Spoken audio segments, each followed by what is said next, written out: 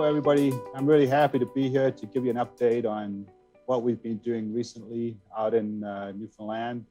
It's an exciting time for the company. We're preparing for our first drilling program that's targeting that discovery that Jan just mentioned, that our big vein, which was made late last year. So this is our standard disclaimer. I will be making forward-looking statements during this presentation, so please, if you have a chance, have a look at that in the promotional material. And we really believe that Labrador Gold is a golden opportunity. We have 3 projects in Newfoundland and Labrador, 2 in Labrador, Ashwanapi and Hopedale, and they are early stage grassroots exploration projects where we've already outlined gold anomalies over a district scale. We have a great exploration team that has experience advancing and finding gold deposits, strong cash position, as Chan mentioned. We don't have any debt. And really, we believe that Newfoundland and Labrador is an incredibly supportive jurisdiction in which to explore. So these are some of the people involved with our exploration efforts. Sean, Ryan, and I have been working together for the last three to 4 years since we acquired those Labrador properties from Sean. And late last year, we appointed Matt Lapointe as our VP Exploration. Matt's had a lot of experience in gold exploration worldwide, most recently with TMAC up at Hope Bay, where he was looking at everything from grassroots to brownfields exploration. And Quinton Hennig, many of you will know, came on board as technical advisor late last year. So this is our flagship property. It's the Kingsway Property, and you can see it here shown in red. It consists of 3 licenses covering about 77 square kilometers, and I've just put down to the southwest there the two stars from Newfound Gold's early discoveries in the district. What really got me excited about the licenses that we acquired here are the 22 kilometers of strike length that we have of major crestal structures, and these are the Dog Bay Line and the Appleton Fault Zone. Being close to Gander, we have excellent infrastructure. There's road access throughout all the properties. The Trans-Canada Highway passes just south of the properties, and we have obviously nearby electricity and, as you can see, lots of water.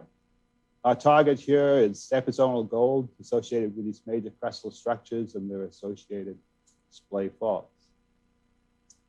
So what I want to do is sort of go from the more regional basis down to honing in on where we made our discovery of visible gold at Big Vein.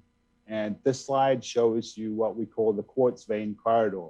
And that's outlined here in red, and it stretches over 7.5 kilometers on a southwest and northeast trend.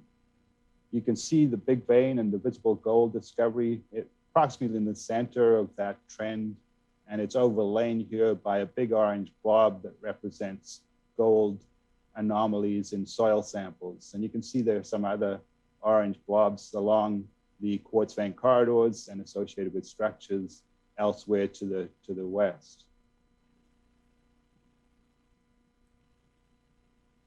This slide is the same area. You can see the quartz vein corridor for reference, as well as the visible gold occurrence. And we have 2 anomalies here, A and B, and these are heavy mineral concentrates taken from historical till sampling. And what's interesting about these anomalies is that knowing that the ice direction goes from south to north, or from the bottom of the slide to the top, we can imagine that anomaly A comes from that discovery of the visible gold.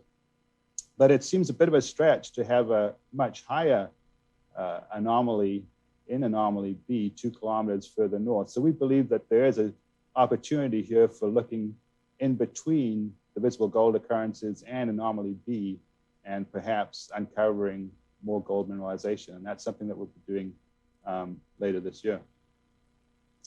So if we zoom in now to the big vein area, big vein as we call it, you can see the picture here of the quartz vein in outcrop. The geologist that found it came back and said that he'd found this big quartz vein, and the name stuck.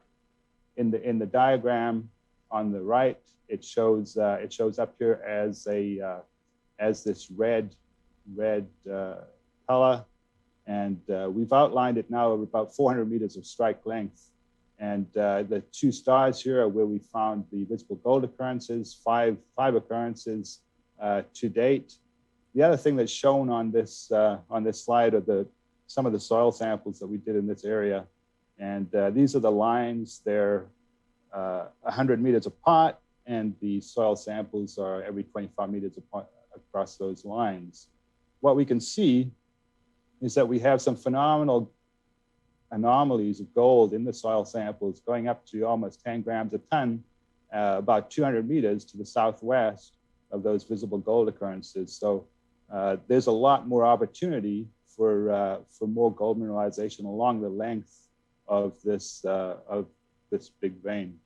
And just to point out the geology here, we're looking at Ordovician-age sediments, mostly gray shales and siltstones shown here in the gray, as well as pyritic shales, black shales, and some coarser sandstones. These are very similar to the rocks that host gold mineralization elsewhere in the district.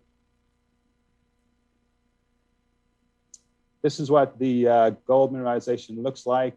You can see here the circles outlining grains of gold, and a zoom picture here that shows the grains of gold over here. That the zoomed in shows that the scale bar here is 1 millimeter, so you can see it's fairly coarse grained gold, and this has many of the styles characteristics of the epizonal style gold mineralization. So in terms of the sampling, you can see here, these are rock samples that we took along the big vein. And we can see up here around the visible gold areas, we had some very good, obviously some very good assays come back there.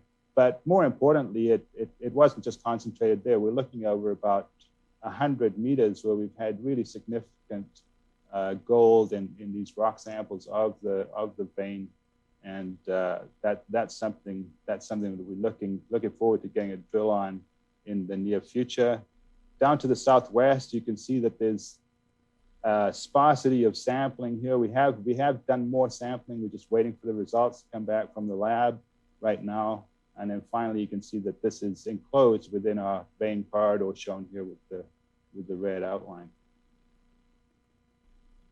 These two slides show the results of a VLF EM survey, and the one on the left here is showing big vein in the center here, the vein corridor around it and enclosing it, and then just down here we see the Appleton Fault Zone. We think that's an important aspect here. But what's interesting is the high resistivity that we see in this from the VLF, and it basically is enclosed by the vein corridor. And what's interesting about this is the vein corridor was actually put on this map due to the mapping of the quartz veining that we see along that 7.5 kilometer strike length. And it was only afterwards that we had the results of the resistivity, but it matches perfectly. And high resistivity, we believe, could be indicating more quartz veining along that corridor, and also silicification of the host sediments, both of which are conducive to perhaps more gold mineralization. On the cross section here, you can see our interpretation of big vein dipping steeply to the west. And again, it's enveloped by this very high resistive zone, which may be indicating more quartz veining and silicification of the sediments. So we are going to be drilling about 10,000 meters in this area to test the mineralization that we discovered in the fall.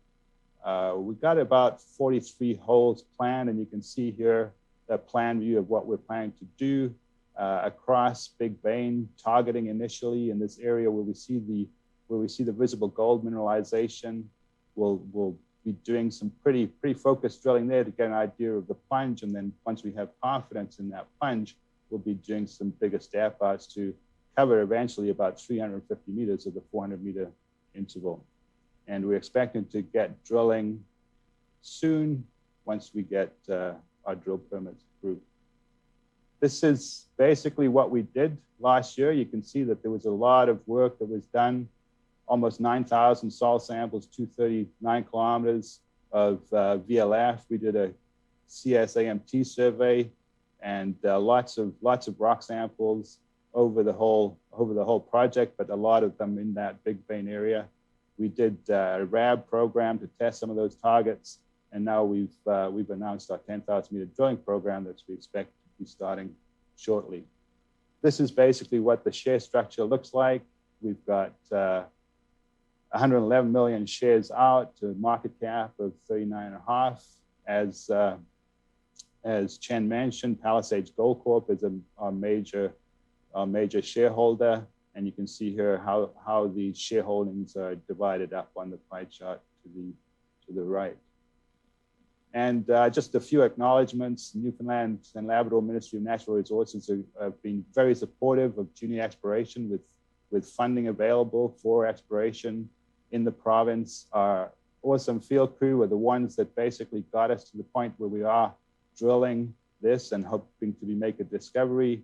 And our contractors that did the soil and the VLF. So any questions, you can get in touch with me at these numbers.